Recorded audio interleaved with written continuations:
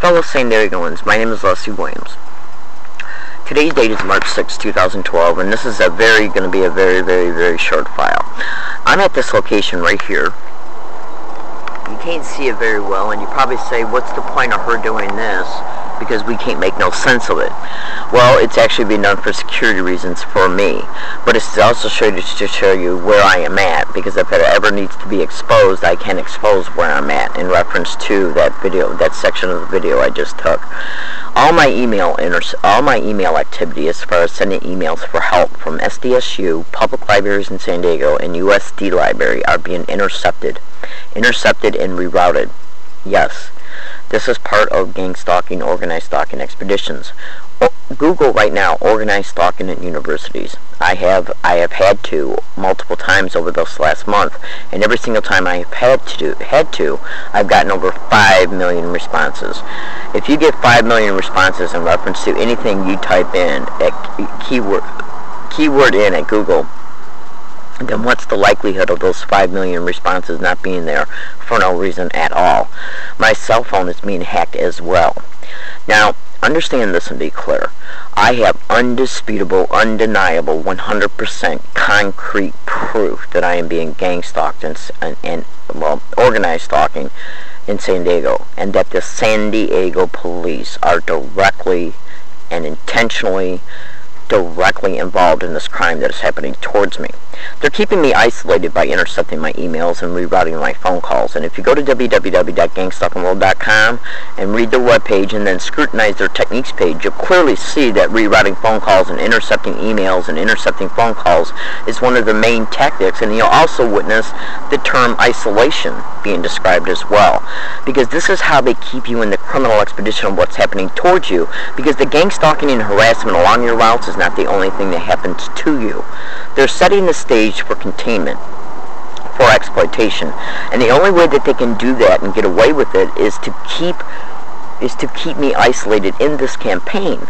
And the only way they can do that is by intercepting my emails and rerouting my phone calls and rerouting my emails.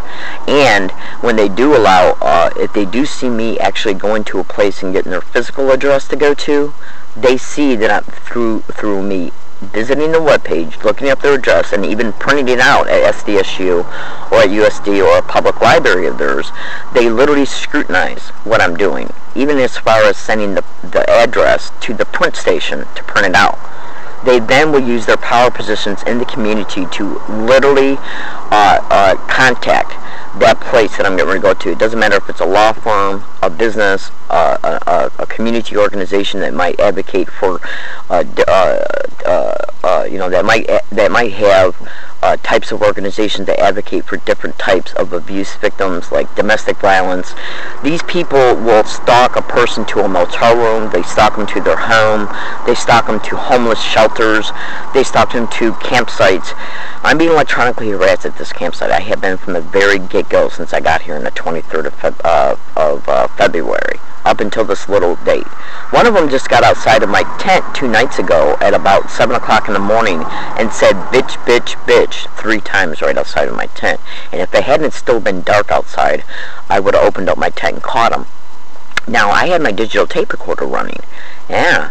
And when I woke up, I went to go listen to it. It was a 9-hour file because I slept hard that night. I went to go listen to it, and before I could listen to it, whoever's using the remote neural monitoring erased the file. Flat out erased it right in front of me. I didn't even have my fingers on any of the buttons, and it just disappeared in space and time. I just got done making a 15-minute video at this campsite, at this hiking area, right before I started making this one. And then I went to go save it and watch it, and it totally did not take, even though the record button was clearly on. 2 days ago, I made a video, went to go watch it, and everything that I was stating in the video could not be heard, and it was replaced by electronic interference. And I already have a video online right now that a USD professor uploaded to First Post, showing that a video that was made at USD and a video that was made at my hiking location that turned out to be right next door to the San Diego FBI was compromised at 2 different locations in the same way. And if you review the remote neural monitoring PDF file online, you will clearly see flat out that it says directly in the remote neural monitoring file that they have the capability to infiltrate electronic devices, and it flat out mentions video devices right in the remote neural monitoring file.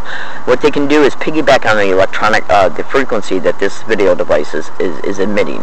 They piggyback on it, modulate theirs down to interface with the frequency of this device in order to be able to filter through the RF filter of this device, and then the technology that is attached to their technology, or the technology that they have, can literally, through RF filtering, ascertain the digital applications that are in each device, and then scrutinize and infiltrate and compromise the internal functions of each device. You have to know electronics and digital electronics to understand what I'm saying.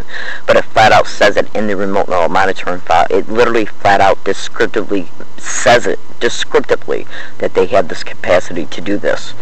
Now, why did they do all this? They do this to keep me isolated in this campaign so they can continue it and expedite it for containment, for exploitation. My Social Security, my Medicare, and me sexually. The San Diego Police, Eastern Division especially, Barney Olson, Laura Zizzo. I have the names right now of over 7 police officers from the San Diego Eastern Division Police Department that have played a direct, literal, physical role in this campaign. I'm talking about direct physical interactions with me directly in this campaign towards me. Okay, think about this. I have talked to over 9 San Diego police officers, and not one of them will take a police report about me being a target of gang stalking in San Diego. Why is that? Why is that? Just ask yourself that question. I have undeniable proof online at YouTube and on blogs, okay, that you can find at Google, that the San Diego police are involved in this crime. Undeniable proof that I'm being gang stalked. All you have to do is look at the YouTube videos closely, look at all the comments features and the links, and pasted other YouTube videos that are in the YouTube video comments features of it. In each YouTube video I have, there's a comment feature that's right below the YouTube video. In that comments feature is corroborating proof and details that corroborates what's mentioned in the YouTube videos. You'll also find blogs in some of the comments features of my YouTube videos. In those blogs is copied and pasted scanned printouts that corroborate what's stated in the YouTube video, including literal proof that of a person who was 3 teenagers that were put on a bus, flat out admitted to my face that they were put on the bus by a guy by the name of Jamar to harass me in a specific way that I had already made YouTube videos about, going all the way back until August, September, October, and November. Well, I didn't start uploading my videos until December because I didn't know how I could until I found a data reader writer at Walmart in December. But I have YouTube videos in my I have videos right now, memory cards in my possession that date all the way back to August that show how I've been harassed on the buses. 3 teenagers flat out admit to me that they were put on the bus to harass me in a specific way, engaging in physical gestures that they perpetrate towards targets along the route. Okay, and you can find that YouTube video by typing in "learning disabled woman catches gang stalker admitting put on bus to harass."